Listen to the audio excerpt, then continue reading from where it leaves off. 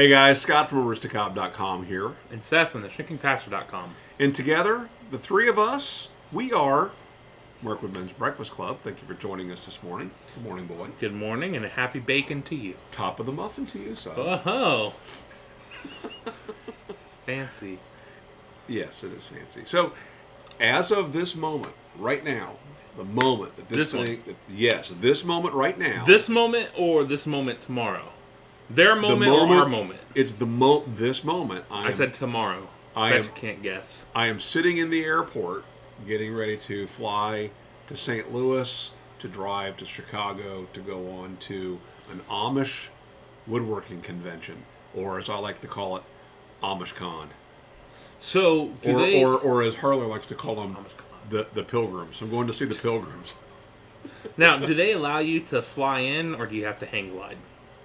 Is that acceptable? The Amish? Amish? Well, again, I'm flying into St. Louis, and they're not going to be in St. Louis, so we're good. Oh, okay. Yeah. Is there like a Amish depot? You have to stop and get out of your taxi and get into a buggy? It's actually quite cool. I got to say, you go into some of these towns. Like last year, I was in Arthur, Illinois.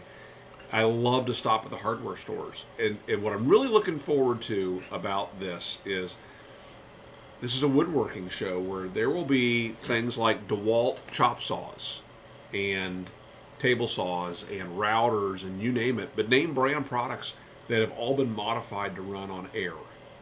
Compressed air. So I'll try to get some pictures to over on Instagram. No, wait, how is the air compressed? Manually compressed? No. Hey, let's continue to talk about this after we light up our pipes. How about that? That's fine. Yeah. So I'm smoking here something weird. I hadn't smoked it yet. This is a Eriksen Keystone filter pipe. I saw this while I think I was in San Antonio, and I saw it at a pipe shop, and it intrigued me, though I did not buy it. And then I ended up buying it on eBay, and was pleased by that. Support your local tobacconist. But if not, we'll include a link in the doobly-doo to eBay. But what this thing is, it's an actual briar chamber. It's got an O-ring there on the bottom, and then this is plastic. Isn't that weird? That's weird. It's all plastic. And what you're supposed to do with this is fill it with these little beads, little Keystones. They are, I'm assuming, ceramic. It's probably made of kitten litter. Yeah, probably. Kitty litter. But here, I'll pour a couple of these out. I don't know if you can see that or not. So, do you fill this is like a question mark chamber. Do you fill the whole thing? I don't think that you do, but add 10 to 15 Keystones into the spiral chamber. Well, that's mount the pipe bowl and fill it with tobacco. Wait, mount the pipe bowl? Giddy up, pipe bowl! Say giddy up and wave your hat. After smoking, let the pipe cool down. Empty the ashes from the pipe bowl and the used Keystones from the spiral chamber. Okay. So it's more effort. It's more work. Yeah, that's right. That's what we're getting down to. Do you empty? Are the Keystones reusable? Yeah, you can use them a couple times, but they will absorb crap. So they're like a filter. You can buy those and just drop them into the bottom of your bowl and then load your tobacco over them and throw them out with your dowel, if you like. It says extend the life of your pipe. Nope, tobacco wasted. All natural mineral clay. I'm going to do that. Can I put some of these into my... Why not? Try it. My Aristocob? Sure, why the heck not? Sweet. And also, we have kind of a yabo. Not Altoids. Just got this in the mail. This is from a company called Pipe List. Can confirm. Not Altoids. Pipelist.com. All right. Pipe List or Pipe Less? Pipe List. Cool. Pipelist.com. And the gentleman who owns this posted a picture on Instagram the other day. And, it's actually been a while. But anyway, he was offering to send out free samples. All you had to do was pay the shipping. So I did, using their method, and then communicated with him saying, hey, how long is this deal going on? Because I might mention it on our video, but it's going to be a little while before we shoot our video. And he said, well, it's going to be going on for a little while, but I didn't receive an order from you. Whoa. So we went around on that and got it all worked out. And here I'm sitting on some samples. And I think he overfilled these baggies because he knew it was going to be us. Well, thank you, Mr. Pipe List. I call him Mr. Pipe List. Yeah. Yeah. My only concern with these little pipe Altoids is that they might get stuck into the stem. That's okay. Is it? Nope. Okay. Doesn't seem okay. So what do we have? We have Sweet Salvation. Give that a whiff. That's got a little bit of chocolate going on, maybe. This one is Virginian Summer. Oh, that's absolutely a Virginia. So I was asleep when you were explaining this. Is this from a website? Yeah. Is this a Rugged and Burley? Rugged and Burley. Yeah, this guy, he sells these blends. And so he blends was, these. Yes, and he was Cool. wanting folks to give them a try. So he offered he'll give them to you, a sample of them, right. if you'll pay the postage. It's Gotcha. like $5. That's cool. Yep, I thought that was kind of neat. Slice of Paradise. That looks like a black Cavendish to me. That one's definitely burly. Oh, and I damaged this Ziploc, so we'll have to smoke this one, son. Okay. That smells good. Proper English, which we'll put that one right here. And cherry on top. Whoa, whoa, whoa. Also go down here with the proper English. Hang on. Give me that Cavendish. I've not even smelled it yet. Smell it. It's hard because You're only good for a couple smells anyway, and then you're... It's hard because the Olfactory baggy's nerves. been damaged. I know. I told you. That does smell like my olfactory. The proper English has a very fancy smoke? mustache. You feel free to smoke whichever of those appeals to you, and then... I'll smoke that one. We don't have to smoke the same thing, boy. I mean, usually. Usually that's how we do. I know it is. It's not tobacco advent. No.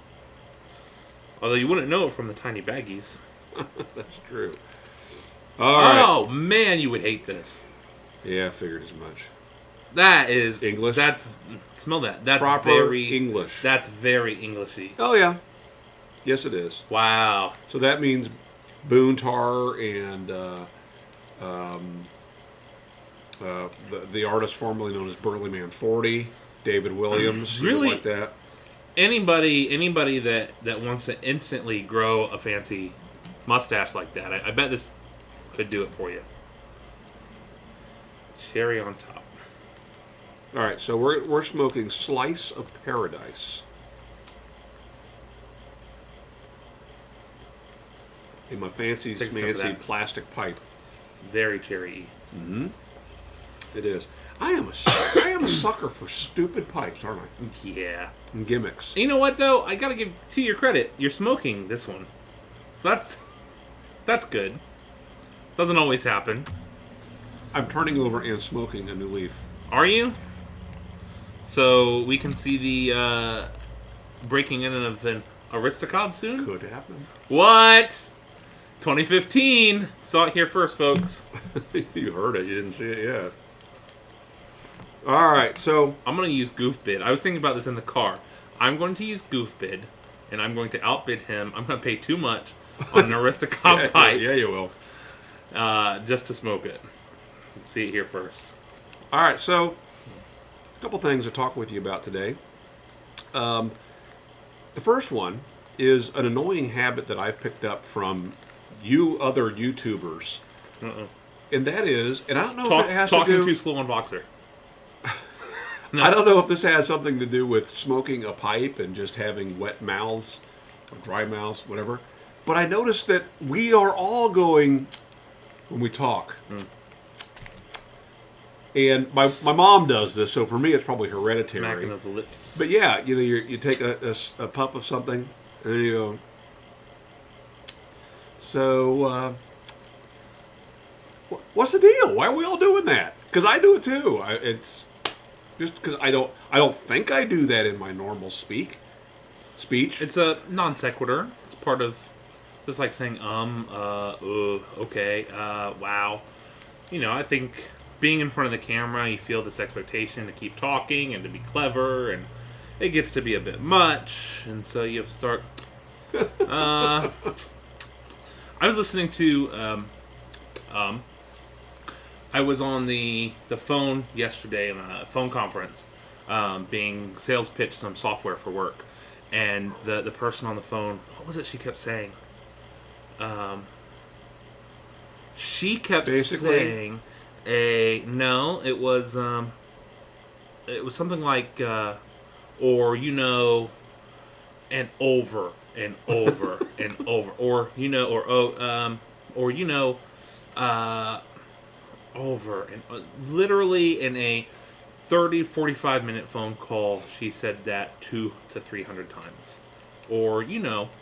Oh my goodness, it was driving me up a wall.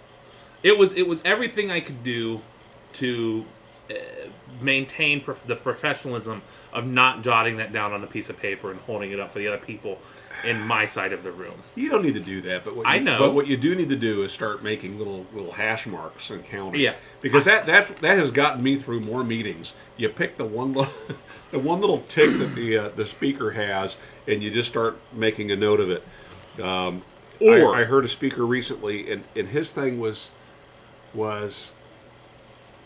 and stuff like that. Oh. And stuff like that. Oh. And it doesn't even have to fit within. He wasn't even listing a list of stuff. You know, it's just had a great afternoon and stuff like that. Mm-hmm. Yeah, I had a teacher in high school. It was and things like that, and she would say it even after factual statements. And all.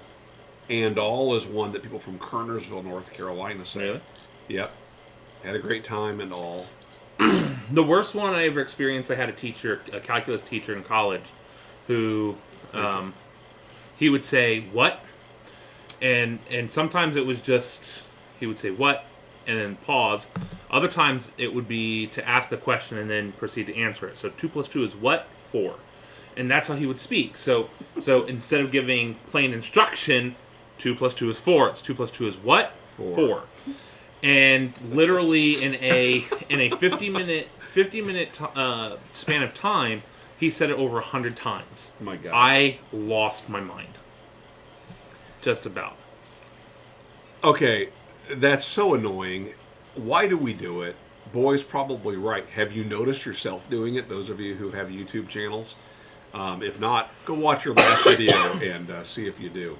I've noticed it's become quite pervasive. And go watch my last video and you'll see I'm doing it too. I don't understand where it's coming from.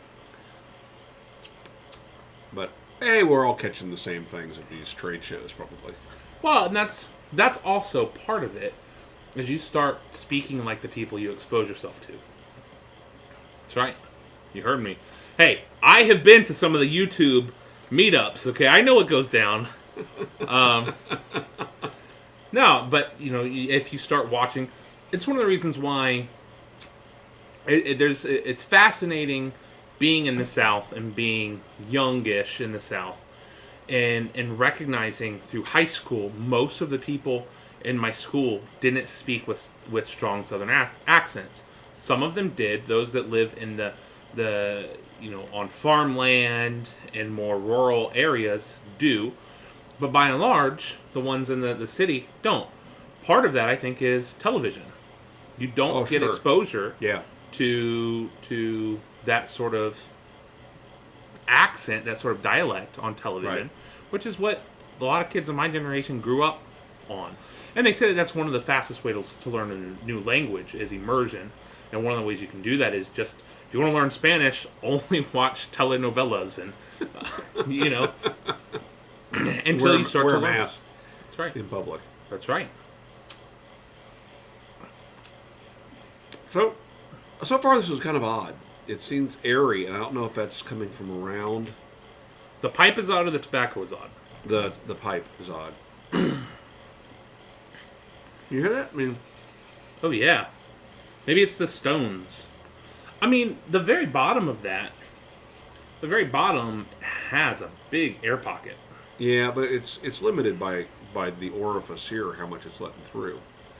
So, And it also has something on the bottom here where the parting line was left a little rough. Here, feel that. Where? Here? Yeah. Oh, yeah. So if I was going to smoke that much, that would have to be made gone, too. Anyway, I saw a couple people on YouTube had these only after I bought it. I was sitting in the airport and was looking to see if there were any videos on it. And then right after I bought mine, Skipsy got one somewhere along the line. Mm-hmm. So I'm not alone in wanting to try this. Oh, hey, it also doesn't. It's not a sitter. It wants to roll over. Here you go. Gosh. Ah, perfect. I think having the Altoids in the bottom is interesting because the tobacco is not sitting so close to the bottom of the pipe, and so there's not. In your case. In my case, it seems to be an airier drawl than I would normally get, even though the pipe is packed in fairly well. Try that. Oh, good. No. I got a cold. You know what I'm carrying around. So, you have something to show off? I have something do. to talk about? I have something to show off. I have something to talk about, too. I have something to show off, wait too. We probably should plan these things. You know what? Show off your thing. We'll show that off next week. I have something really exciting to share. I ought to be sharing this over at the Aristocob channel, but I'll share it with you guys here, give you a bit of a heads up. Some time ago, I did a video on how I like to bend my own pipe, as Missouri Meerschaum calls them, bits.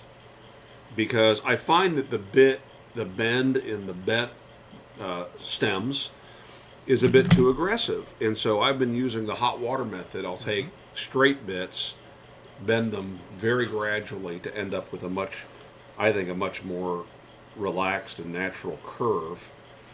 So again, here you can see one of the standard bent stems or bits. And here in my pocket is what I would call the Aristocob bend, right, which I've been doing now for a while. And hey dude, I got credited for this. It wasn't me. Look, the things you choose to brag about, it's up to you. It's fine. All right, so here's the exciting news. Missouri Meerschaum is now adopting that bend. Okay, so these are straight out of our bulk bin of replacement stems. So is that the Aristocob bend? Well, they're not calling it that, but we're going to call it that. How dare they? Right? We're going to call it that because we know where it came from. But hey, whatever. I'm just happy they're doing that. That's a much, much nicer bend.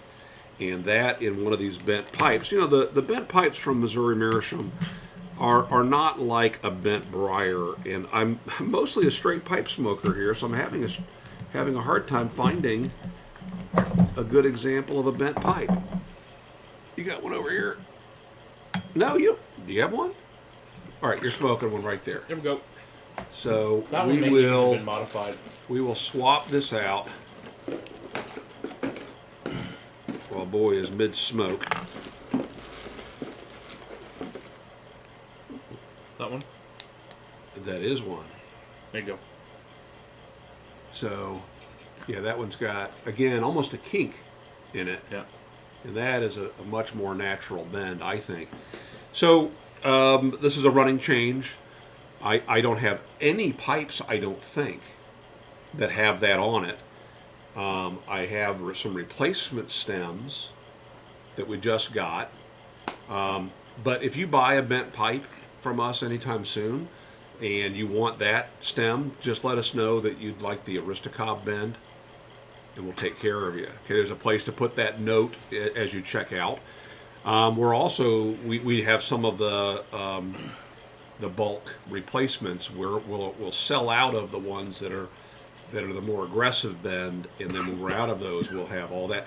But for right now, we do have some of the black Danish bits in that bend, and moving forward, this is going to be a running change for Missouri Meerschaum. I'd actually given some consideration at one time. I got some that were so badly bent, I didn't sell them. Mm-hmm. And I swapped them out with some stock that I had on hand. And I thought, I ought to just buy these straight and bend them myself, because I can take a little more time. They're production is so quick that they don't have time for that. But Yeah. apparently now they do. So Cool deal. it's great news. Yeah. Any chance this is still burning? No. It looks pretty. I don't. I'm not liking it. That's a shame.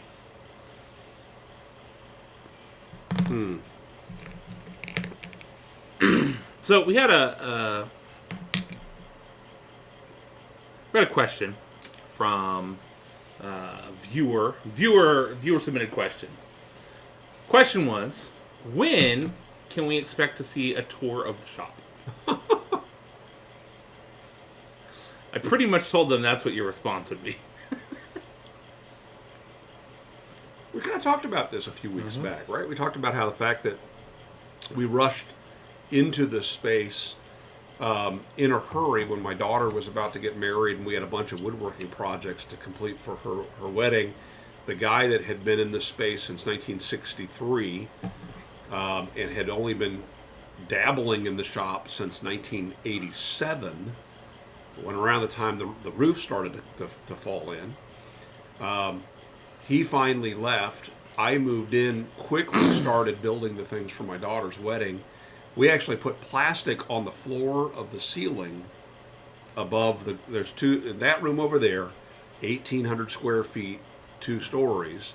And we put plastic down on the floor of the second floor just to make sure that if the roof leaked, Dana's wedding stuff wasn't going to get damaged. And we started moving in. Well, in the meantime, my wife and daughter started a kids resale store.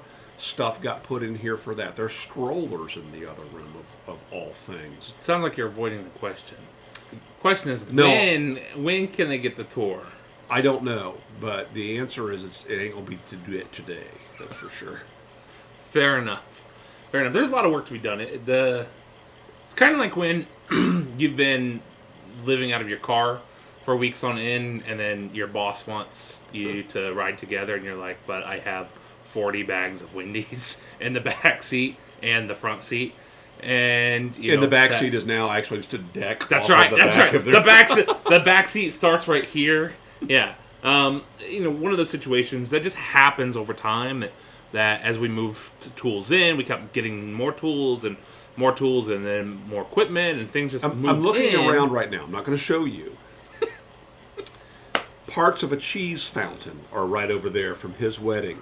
Yeah, that's right. They are. A buddy's pendulum-style cradle is here in pieces. He's taking it apart, sanding it, refinishing it. Yeah. There's still parts of Seth's son's bed here when we refinish the bed. He's 2.5 now. Yeah, that was a kid's bed. What else am I seeing in here? Just It's all the stuff. I don't have garbage pickup, and so there are 4 giant lawn and leaf bags filled with sawdust from my planer. Right, so all that's got to get dealt with and dug out before I would even permanently put visuals on the internet. Right, before I would do that. That's right. Yes. Yeah. I want to burn this stuff into your memories. That's right. Can't be unuploaded. I will take some pictures of it to give you a before and after later when I'm feeling better about the after. There we go. But what do you think? This spring is when it's going to get done. Oh, you heard it here, folks. And when it's finished, you heard it here first. When it's finished, I will smoke an Aristocob pipe. Yeah, like that. I like that. I think does that motivate? Fair. Does that motivate you a little bit? Yeah, absolutely. All right. I will make sure that you're here cleaning it. So I will be smoking an Aristocob pipe when I give you guys a tour of my shop. Wow, that's awesome. Okay. That wasn't planned. That's great. All right, I'm down with that. So, what do you think of the tobacco? First of all, what do you think of the pipe? The pipe currently is driving me a little nuts. It's just really, really airy, and I'm not sure where that air is coming from. I guess it's coming from the chamber, and in this case, it doesn't have those beads in the chamber. They're down underneath it. Right. So it's just really, really airy and open, and I don't think I like that. Yeah. Just a really big chamber here of air that even at the best. Let me pull this apart and see. I mean, I don't see any condensation in there at all. There's some. Well, there's some bottom condensation along the walls of the plastic. I don't know if you can see that, but maybe they are absorbing it, but they're absorbing it on the macro scale. The molecular level. They're not getting wet like I expected them to. I think that just looking at it, it looks like it just has a wider draw than what you're probably used to. I find that with vaporizers too, with e-cigs, that there's some the air hole's too big. You just get too much air into the mix, and you either feel like you have to just go to get any sort of momentum, or sucking on it and puffing on it naturally. There's just not much going on. So I'm smoking on it. It's okay. The tobacco itself, okay. I mean, I've smoked dark Cavendishes that I prefer over this, right? So it's all right. So it's not bad. No, it's not. I don't mean to say it's bad, but it's not. I know. You know what? Get a sampler. We'll again put a link and give it a try yourself. And that's like pipelist.com. And we'll smoke some of these others later. We have some backlog of some other tobaccos we want to smoke for our next episode. And we'll get back to these. But I'm going to keep trying the Keystones and let you know. All right. Probably not. I'll keep them in this and the Aristocob and do a long sample and see. I can tell you this: there is no chance this is replacing even my worst cob. Yeah. I mean, I don't like that fact that it's just it's rounded. It's rounded. Yeah. It's like the Missouri Meerschaum egg. That thing drives me nuts. I like the way it feels in my hand, but it's got to stay in your hand or your mouth because you can't lay it down. That's something someone might say. You know what they should have done? They should have cast a place for a magnet to go. Should they? Patented Aristocob magnet. Then you got something there. Yeah. All right. Thank you guys for watching. We'll see you next week with some cool stuff. I don't know. He's probably still traveling next week. You traveling next week? No, I'm not traveling next week. But even better. I suspect I might be wearing the same shirt. Me too. See you guys. Same time, same channel. Have a good week. Bye.